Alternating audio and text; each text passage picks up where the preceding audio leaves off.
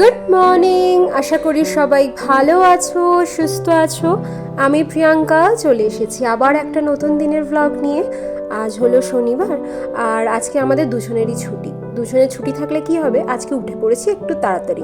উঠে পড়েছি মানে ওই 9:30টার দিকে, 9:30 দিকে এরকম উঠেছি। আর উঠে এসেই আগে রান্না বসিয়ে দিয়েছি। এখানে আমি আগে মাংসটা কষিয়ে নিয়েছি। মাংসটা কষিয়ে আজকে একটু আলু দিয়ে মাংস রান্না করব। তো সেই জন্য আমি একটু আলুটা আগে ভেজে নিয়েছিলাম আর মাংস কষিয়ে এখন জলটা ঢেলে দিলাম। আর এখানে একটু লাউও কেটে নিয়েছি। লাউগুলোকে প্রথমে আমি কি করবো, প্রেসার কুকারে সিদ্ধ করতে দিয়ে দেবো। তারপরে মশলা কষিয়ে আমি লাউটাকে রান্না করব। আমি এরকমভাবেই লাউ রান্না করি, তাহলে আমার দেখি অনেক তাড়াতাড়ি হয়ে যায়। আসলে আজকে আমরা একটা জায়গায় যাব, তো সেই জন্যই এত তাড়াহুড়ো করে রান্না করা। যেহেতু বাইরে যাব দুপুরবেলা, তাই ভাবলাম দুপুরবেলা যখন যাচ্ছি মোটামুটি 11:30-12টার দিকে বেরোবো, তাই ভাবলাম বাড়ি থেকে রান্না করে খেয়েই যাই। কেননা বাইরে যদি এই টাইমে খেয়ে না যাই, জাস্ট যদি ব্রেকফাস্ট করে যাই, সেই আবার বাইরে লাঞ্চ করতে হবে। আর বাইরে এখন লাঞ্চটা করতে চাইছিও না, তো সেই জন্যই বাড়িতে সব রান্নাবান্না করে নিয়েছি। এখানে আমার লাউটাও হয়ে গেছে আর আরেকদিকে আমি ডালটাও সিদ্ধ করতে বসিয়ে দিয়েছি। ওটাতে জাস্ট ছক দেবো, দিলে আমার হয়ে যাবে। তো এই যে এখানে আমার সব রান্না বান্না কমপ্লিট, সিম্পল একদম আজকে খাবার। এইখানে করেছি মুসুর ডাল, এখানে রয়েছে লাউ ঘন্ট, আর এখানে রয়েছে আলু দিয়ে চিকেন কষা কষা। আর এখানে আমি আন্টিদের জন্য একটু তুলে রেখেছি, ওকে বলছি এখন একটু গিয়ে দিয়ে আসতে।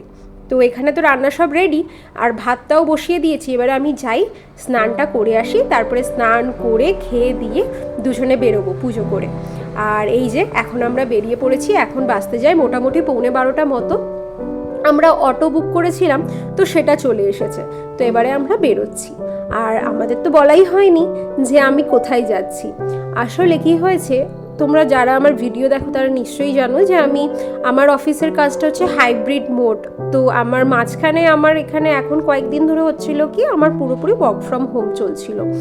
তো সেইটার জন্য আমার সুবিধাই হচ্ছিল, বাড়ি বসে কাজ যেহেতু হচ্ছিল। বাট এখন আমার অফিস চেঞ্জ হচ্ছে, তো সেই জন্য আমার যেহেতু অফিস শিফট করতে হচ্ছে, তাই জন্য আমার এখন পুরোপুরি ওয়ার্ক ফ্রম অফিস থাকবে। তো এখানে আমার 5 days ওয়ার্কিং আর 5 daysই আমাকে অফিস যেতে হবে। তো সেই জন্যই আমাদের এখন আজকে বেরোনো। কেননা আমার যেখানে অফিস সেটা আমার বাড়ি থেকে প্রচুর দূরে, মানে আমার মোটামুটি যেতে আসতে 3.5 ঘন্টা 4 ঘন্টা মতো লেগে যায় যাওয়া আসা নিয়ে। তো এরকমভাবে তো রোজ ট্রাভেল করা পসিবল নয়, কেননা যাওয়া, তারপরে আসা, তারপরে এসে রান্নাবান্না করা, খেয়ে দিয়ে ঘুমাতে ঘুমাতে আবার সকালবেলা উঠে যাওয়া, তো সেটাতে ভীষণ হেকটিক স্কেডিউল হয়ে যাবে। তাই জন্যই ভাবলাম আমরা শিফট করব। আর স্বাগতমেরও অফিস মোটামুটি আমার এখন যেখানে নতুন অফিস হবে সেখান থেকে স্বাগতমের অফিস 1/2 hour ডিস্টেন্সে। তো সেই জন্যই আমরা দুজন ভাবলাম যে এমন কোনো জায়গায় যাই যেখানে আমাদের দুজনেরই সুবিধা হবে। তাই ভাবলাম যে ওর অফিস আর আমার অফিসের মাঝামাঝি এরকম কোনো জায়গা নিলে তাহলে দুজনেরই মোটামুটি একটু কম টাইম লাগবে, মানে দুজনের কারোর একটু কম কারোর একটু বেশি, সেটা ম্যানেজেবল। তো সেই জন্যই আমরা আজকে একটু ফ্ল্যাট দেখতে যাচ্ছি। তো আমরা একটা জায়গা ঠিক করে রেখেছি যেটা মোটামুটি দুজনেরই অফিসের মাঝখানে পড়ছে। তো সেরকম একটা জায়গা দেখেই আমরা ফ্ল্যাটটা দেখতে যাচ্ছি। তো ও কালকে কিছু ফ্ল্যাট অলরেডি দেখেছিল, তার মধ্যে কিছু শর্টলিস্ট করেও রেখেছিলাম, কেননা যেগুলো যেগুলো আমাকে ভিডিও কলে দেখিয়েছিল বা আমি ভিডিও দেখেছিলাম তার মধ্যে থেকে কয়েকটা আমরা শর্টলিস্ট করে রেখেছি। তো আজকে ওই শর্টলিস্টেড ফ্ল্যাটগুলোর মধ্যেই আমরা দেখতে যাচ্ছি। আসলে ব্যাঙ্গালোরে কি হয়, প্রচুর অ্যাপ থাকে, তো ওর থ্রুতেও কিন্তু ফ্ল্যাট বুক করা যায়। কথা বলতে বলতে বেশ অনেকটাই রাস্তা কিন্তু পার হয়ে এসেছি, মোটামুটি 15 মিনিট হয়ে গেল। আর এই দেখো দ্য রামেশ্বরম ক্যাফে, যেটার ক্যাফে থেকে আমরা সবসময় দোসা ইডলি এইসব অর্ডার করি, ওই ক্যাফেটাই এটি। এখানে এত সারাদিন ভিড় থাকে, যেরকম এখন মোটামুটি 12টা বেজে গেছে তাও কত ভিড়। তো যাই হোক, এখানে যেরকম আমি বলছিলাম যে অ্যাপের থ্রুতেও বুক করা যায়, বা এখানে ব্রোকার্স প্রচুর থাকে, তারাও ফ্ল্যাট দেখান। তো এরকমভাবেই আমরা আবার কখনো কখনো নিজেরা ঘুরে ঘুরেও, মানে যেসব ফ্ল্যাটগুলো সেল হবে বা যেসব ফ্ল্যাটগুলো রেন্টে দেবে, তো এরকম টু লেট বলে বা ফর সেল বলে মেনশন করা থাকে ফ্ল্যাটগুলোর সামনে, তো সেই রকমভাবেও দেখা যায়। তো এরকমভাবেই আমরা কয়েকটা দেখে রেখেছি, অ্যাপের থ্রুতেও দেখেছি। বাট আমাদের যেটা দেখতে যাচ্ছি সেটা একজন প্রজেক্ট ম্যানেজারের থ্রুতেই দেখতে যাচ্ছি। তো ওনারাও প্রজেক্ট ম্যানেজার যারা হন তারা কি করেন যে এরকম অনেকগুলো ফ্ল্যাট বা সোসাইটির ফ্ল্যাটগুলোতে ওনারা দেখে রাখেন, কন্ট্রাক্ট নিয়ে থাকেন। তো তার সেরকমভাবে তারা এবারে কি করেন যে যারা টেনেন্টস হয় বা ক্লায়েন্ট অনুযায়ী তারা সেই ফ্ল্যাটগুলোকে দেখান। তো এটাতে একটা সুবিধা হয় কি যে প্রজেক্ট ম্যানেজাররা যেহেতু ওনাদের কাছে অনেক রকমের ফ্ল্যাটস থাকে, তো আমরা নিজেদের বাজেট অনুযায়ী বলে দিলে ওনারা সেরকম ফ্ল্যাট দেখান। তো মোটামুটি আমাদের বাড়ি থেকে যে জায়গায় এখন যাচ্ছি সেই জায়গাটা যেতে 1 ঘন্টার উপরে লাগবে। তাও আজকে একটু রাস্তাঘাট একটু হলেও ফাঁকা, কেননা শনিবার তো অলরেডি সকালের দিকেই বেশিরভাগ মানুষ বেরিয়ে গেছে। তো আমাদের মোটামুটি এখনও দেখাচ্ছে 15-20 মিনিট লাগবে। আসলে জ্যামটাও রাস্তায় এত, ভেবেছিলাম যে সবাই হয়তো ছুটিতে বেরিয়ে গেছে, কিন্তু না, রাস্তায়ও প্রচুর ভিড়। তো যাই হোক, এখনও 15-20 মিনিট যখন লাগবে, আমরা আসলে রাস্তাগুলো সব দেখে দেখে আমি যাচ্ছি, কেননা রাস্তাগুলো দেখে গেলে সুবিধা হয় যে আশেপাশে কি রয়েছে কি না রয়েছে। কেন এই যে নতুন জায়গাটা আমরা যাচ্ছি সেটা আমাদের দুজনের কাছেই নতুন। স্বাগতম যদিও অনেক বছর ব্যাঙ্গালোরে রয়েছে আর আমারও বেশ কিছু বছর হলো, তাও এই দিকটা আমরা কখনো যেহেতু থাকতে আসিনি, তো সেই জন্য এই জায়গাটা আমাদের দুজনের কাছেই নতুন। তাই জন্য আমিও এদিক ওদিক সব দিকটাই একটু দেখে রাখছি যে কীরকম টাইপের শপ রয়েছে বা জায়গা রয়েছে বা কী রেস্টুরেন্ট রয়েছে, যেগুলো রোজকার দিনের একটু কাজে লাগে।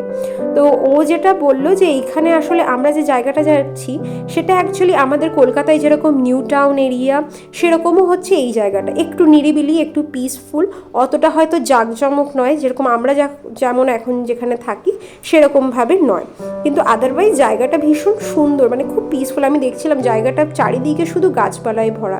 এই যে আমরা এবারে এরিয়াতে ঢুকে গেছি, এই সোসাইটিটা পার করলেই ও বললো এই সোসাইটিটা ক্রস করলেই নাকি আমাদের ওই লোকেশনটা চলে আসবে। জায়গাটা দেখে বেশ ভালোই লাগছে। হ্যাঁ, অত হয়তো হকার্স বা এরকম খুব ছোট ছোট দোকানপাট নেই, কিন্তু জায়গাটা বেশ সুন্দর, মানে নেচারিস্টিক, নেচার ফ্রেন্ডলি খুব জায়গাটা। তো এখনও মোটামুটি আরও দেখাচ্ছে 5-10 মিনিট মতো বাকি রয়েছে। এই যে এইটা আর একটা ভিলা ক্রস করলাম, এরপরেই নাকি ও বলছে যে এরপরেই জায়গাটা রয়েছে। তো এই যে আমরা চলে এসেছি পুরো মেন রোডের উপরেই ফ্ল্যাটটা। তো চলো এবারে ফ্ল্যাটের দিকে যাই। তো এই যে ফ্ল্যাটে চলে এসেছি, এইটা হচ্ছে আমাদের ড্রয়িং রুম, ডাইনিং কাম ড্রয়িং রুম। তারপরে রয়েছে এখানে একটা গেস্ট রুম, একটা ছোট রুম, আর তারপরে রয়েছে এখানে একটা ওপেন কিচেন। আর তারপরে রয়েছে এখান দিয়ে যেতে হচ্ছে মাস্টার বেডরুমটি। এটা 2 BHK ফ্ল্যাট, তো একটা মাস্টার বেডরুম রয়েছে আর একটা গেস্ট রুম রয়েছে। আর এই মাস্টার বেডরুম থেকে খুব ভালো ভিউ দেখা যাচ্ছিল। আর এখানে মাস্টার বেডরুমের সাথে রয়েছে একটা অ্যাটাচড বাথরুম বা রেস্টরুম। আর তারপরে এখান থেকে বেরিয়ে আবার একটা রয়েছে কমন বাথরুম বা রেস্টরুম। তো দুটো বাথরুমই খুব সুন্দর স্পেসিয়াস রয়েছে, গ্রানাইট ফ্লোরিং করা রয়েছে। দুটোরই অবস্থা খুব ভালো, মানে সিচুয়েশন খুব ভালো ছিল। আর দুটোতেই গিজার রয়েছে, মানে ব্যাঙ্গালোরে গিজারটা একদম ম্যান্ডেটরি। আর এখানে কিচেনটাও বেশ বড়। তো এই হচ্ছে পুরো বাড়িটা, 2 BHK এই অ্যাপার্টমেন্টটা। আর এখানে রয়েছে ব্যালকনিটাও বেশ বড়। আর তারপরে আমরা চলে এসেছি টেরেসে। ছাদটাও বেশ বড় দেখলাম। ছাদটা রয়েছে না 3টে পার্টে ভাগ করা। এই যে নিচে একটা বড় ছাদ, এর উপরে একটা সিঁড়ি দিয়ে উঠতে হবে একটা ছাদ রয়েছে, আর তার উপরে আর একটা ছাদ রয়েছে। আর এই যে ছাদে দাঁড়ালে পুরো মেন রোডটা এরকম দেখা যাচ্ছে। আমরা এই মেন রোডটা দিয়ে এসেছি, আর চারিদিকে প্রচুর গাছগাছালি। আর এই জায়গাগুলো দেখছো, পুরো বিল্ডিংগুলো, কিছু কিছু বিল্ডিং নতুন হচ্ছে, কিছু কিছু বিল্ডিং রয়েছে। আর এইখানে যে আমাদের বাড়ির ঠিক পিছনেই রয়েছে এই লেকটা। তো আমরা প্রথমে এটাকে ডোবা বা পন্ড টাইপের কিছু ভেবেছিলাম, কিন্তু পরে দেখলাম এই যে দূরে যে দেখা যাচ্ছে না, ওইখানে আমরা আসার সময় দেখেছিলাম বিশাল বড় একটা লেক আছে। এই যে দেখা যাচ্ছে কিনা বুঝতে পারছি না। তো ওই লেকটাই এরকমভাবে এসে এইটা একটা ছোট অংশ তার, তো লেকটাই রয়েছে। তাই জন্য এই রেসিডেন্সিটার নাম, মানে অ্যাপার্টমেন্টটার নামও হচ্ছে লেক ডিউ রেসিডেন্সি। তো আমরা এখন ফ্ল্যাটটা দেখে বেরিয়ে পড়েছি। যা কিছু দেখলাম তার মধ্যে এই ফ্ল্যাটটাই সব থেকে বেশি পছন্দ হয়েছে। তো আমরা ঠিক করেছি যে এই ফ্ল্যাটটাই মোটামুটি আসবো। এই যে ফ্ল্যাটটা কিছুটা এরকম দেখতে বাইরে থেকে। এটা হলো একটা স্ট্যান্ডঅ্যালোন অ্যাপার্টমেন্ট, আর এরকম নিচে গ্যারাজ সিস্টেম করা রয়েছে। তো অনেকক্ষণ ধরেই আমরা ঘুরছি, মোটামুটি এখন বাজতে যায় 3টে মতো। তো আমরা চলে এসেছি একটু দেখলাম একটা রোড সাইড ক্যাফে রয়েছে। ফ্ল্যাট থেকে নেমেই 10 মিনিট মতো হেঁটে আসলাম, 10 মিনিট ঠিক না, ওই 7 মিনিট মতো এসে দেখলাম এখানে একটা ক্যাফে রয়েছে, তাই জন্য দুজনে একটু, আমি একটা লাইম সোডা নিলাম আর ও একটা ব্লু লাগুন নিল। আর আমাদের ফ্ল্যাট থেকে নেমেই এই যে বললাম যে 5-7 মিনিটের দূরেই দেখলাম এরকম একটা ডিমার্টের মতো রয়েছে, মানে স্পেন্সার টাইপের রয়েছে, যেখানে সব রকমের জিনিস পাওয়া যায়। তো অনেক কিছুই রয়েছে। আর পাশেই দেখলাম একটা দশকর্মা ভাণ্ডার ছিল, তো আমার জন্মাষ্টমীর কিছু কিছু জিনিস কেনার ছিল, জন্মাষ্টমীর জামা কাপড় ঠাকুরের, তো সেইগুলোও একদম কিনে নিলাম। তো যা কিছু আমরা দেখলাম যে আমাদের ফ্ল্যাটটা যেরকম আমরা চেয়েছিলাম সেরকমই পেয়েছি। হ্যাঁ, আমরা এখন যেই ফ্ল্যাটটাতে থাকি সেই রকম সাইজেরই ফ্ল্যাটটা, হয়তো একটু 19-20 হবে। আদারওয়াইজ ফ্ল্যাটটা খুব সুন্দর আর জায়গাটা ভীষণ সুন্দর, মানে এত গাছগাছালিতে ভরা, তো উইকেন্ডে খুব ভালো লাগবে, কারণ সারা সপ্তাহের অফিসের কাজের পরে উইকেন্ডটা বেশ আরামসে কাটবে। তো আর এখন তো আমার 5 দিনই অফিস যেতে হবে, তো সেই জন্য এখন তো রোজই অফিস যেতে হবে, যখন ভাবলাম কি যে তাহলে একটু কাছাকাছিই চলে আসি। তো আমরা এখানে কথা বলে নিলাম ওনারের সাথে। তো উনি বললেন যে উনি আমাদের 1 সেপ্টেম্বরেও এই ফ্ল্যাটটি দিতে পারবেন। তো আমার যেহেতু 9 সেপ্টেম্বর থেকে রোজ অফিস যেতে হবে, তো সেই জন্য আমরা ভাবছি আমরা 1 সেপ্টেম্বর মানে এই কামিং সানডেতেই আমরা শিফট করে যাব। তাহলে কি হবে, এখান থেকে যেতে আসতে আমারও সুবিধা হবে, ওরও সুবিধা হবে। কেননা ওই একই জিনিস যেটা ভাবছি বারবার, যে অফিস থেকে এসে রান্না বান্না থাকবে, আবার পরের দিন অফিস যাওয়ার থাকবে, তো সেই জন্য ভাবছি একটু কাছাকাছি হলে সুবিধা হয়। দুজনের মধ্যে যদি কেউ আগে চলে আসতে পারি, রান্নার কিছুটা কাজ অ্যাটলিস্ট এগিয়ে থাকবে। তো চলো এখন বাড়ি যাই, একটু তারপরে রেস্ট নিই। বাড়ি এসেই তো একটু রেস্ট নিয়েছিলাম মানে 1 ঘন্টা মতো দুজনে একটু শুয়ে পড়েছিলাম। আর এখন আমি নিয়ে নিয়েছি চিকেনটাকে ভালো করে ধুয়ে নিয়েছি। আজকে একটু রেশমি কাবাব বানানোর ইচ্ছা আছে, তো এখানে আমি আদা রসুন বাটা দিয়ে তারপরে একটা বড় গোটা লেবু নিয়ে নিয়েছি, দিয়ে গোটা লেবুটাই আমি রসটা দিয়ে নেব। রেশমি কাবাবটা আমিও প্রথমবার করছি, এর আগে কখনো করিনি। তো এটা হচ্ছে ফার্স্ট ম্যারিনেশন। রেশমি কাবাবে 2 রকমের ম্যারিনেশন হয়, কেউ রেশমি কাবাব বলে, কেউ আবার মালাই কাবাবও বলতে পারে। তো আমি এই রেসিপিটা একবার দেখেছিলাম, মানে আর আমি খেয়েও ছিলাম, তো আমার খুব ভালো লেগেছিল। তারপরে ইচ্ছা ছিল যে একবার বাড়িতে বানাবো। তো ফার্স্ট ম্যারিনেশনটা করে রাখার পরে এখানে আমি একটা আলাদা কন্টেনারে নিয়ে নিলাম দই। এবারে দইটাকে নিয়ে আমি দইটাকে ভালো করে ফেটিয়ে নেব, মানে যাতে একদম স্মুথ হয়ে যায়। এই যে দেখো একদম স্মুথ হয়ে গেছে। এবারে আমি এর মধ্যে অ্যাড করব ক্রিম, যেহেতু এটা মালাই বা রেশমি কাবাব, তো ওটার জন্য ক্রিম অ্যাড করতে হবে। তো এখানে আমি আমুলের ফ্রেশ ক্রিমটা নিয়ে নিচ্ছি, আর আমুলের ফ্রেশ ক্রিমটাই আমি ইউজ করি। তো এবার এই ফ্রেশ ক্রিমটা একটু দিয়ে এইটাকে আমি ভালো করে এর সাথে মিক্স করে নিলাম। ব্যাস, এবারে এর মধ্যে আমি দিলাম একটু লঙ্কা আর ধনেপাতা, আমি জাস্ট একটুখানি করে স্ম্যাশ করে নিয়েছিলাম, ওটাই দিলাম।